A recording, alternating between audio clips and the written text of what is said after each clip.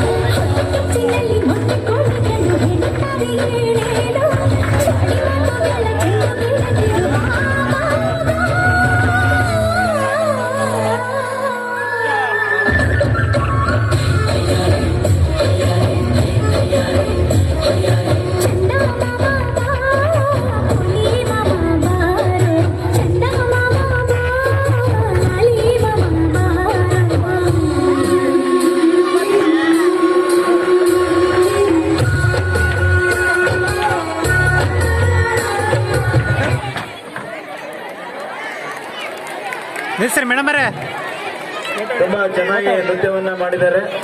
ಅಂಗನವಾಡಿ ಸಿಬ್ಬಂದಿಯಿಂದ ಒಂದು ಒಳ್ಳೆಯ ಪ್ರಯತ್ನ. ಈಗ ರಿಮಿಕ್ಸ್ ಸಾಂಗ್ 1ರಿಂದ 3ನೇ ತರಗತಿ ಮಕ್ಕಳು